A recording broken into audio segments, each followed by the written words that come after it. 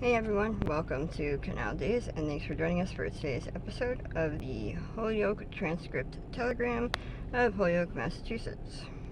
I'm your host, Carrie, here with my co-host, local historian and founder of Historical Tours of Greater Holyoke, Robert Como. As your personal tour guide, Robert will lead you through some of the most iconic sites and their legends of historic significance throughout New England's preeminent and pivotal state of Massachusetts. With his expert insights, every monument memorial story comes to life. Afterwards, don't forget to check out his website, holyokecanaltour.org, to access the full Canal Days video and podcast series. Also, check out his free in-person public tours he offers throughout Western Mass and the 2025 schedule for these special events. You can also book personalized private tours for groups of all sizes tailored to your interests. To discover all that and much more, log on to holyokecanaltour.org. In what year did the newspaper of Holyoke first commence? The Holyoke Transcript started up in the year 1854 as a weekly paper, and in 1882 it came out finally as a 6 days a week newspaper.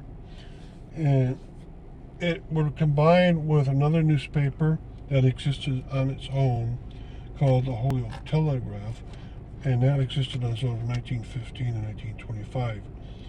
And so where were they located? Well, most of their existence, they were at 172, 174, 176 High Street, all together in adjacent buildings to each other. The Dwight family was in control, and I'm going to show you these buildings and where they were. Now, in 1925, that merger meant they had to get bigger, and they went to the leftmost of the three buildings, and we made an Art Deco front to it. And they also had other people, other companies around, right? And so I'll tell you as much as I can. So we're looking at the side of the Wedge and Ward, which was one of the purchases of the Holyoke Transcript building along the way. The main building of the Holyoke Transcript is the one in the middle. It has rounded finished windows, arch windows. It's in the Italianate style.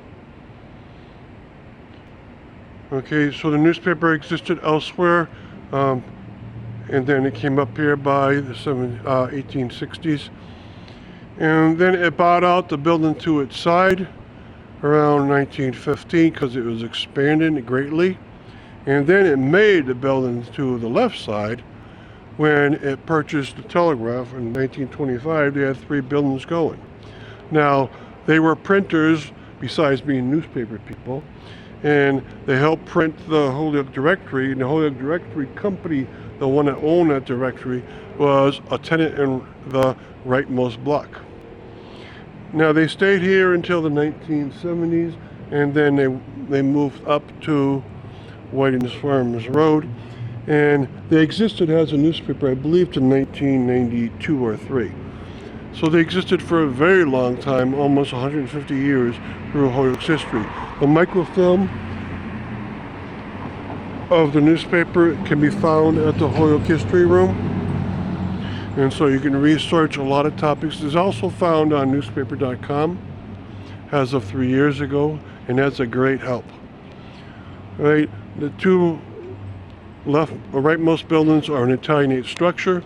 The one on the left is more in a British Renaissance look with a bit of Art Deco look to the right of that building in terms of the printer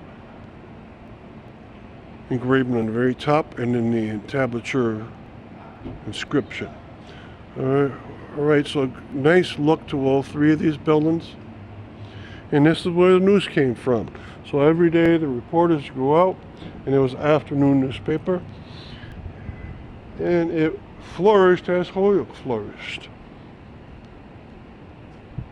Nowadays there are more media outlets of Holyoke, including Holyoke Media, but also the Holyoke Sun, and also podcasts and so forth. Okay, so this is where a lot of information came out. And the Dwight family, which is a different family from the Dwight family's that owned a lot of mills around Chicopee, Springfield, and Holyoke, and who the street name of Dwight Street is named after. That's not the newspaper Dwight's.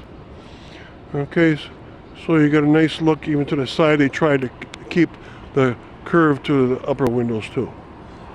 All right, thank you.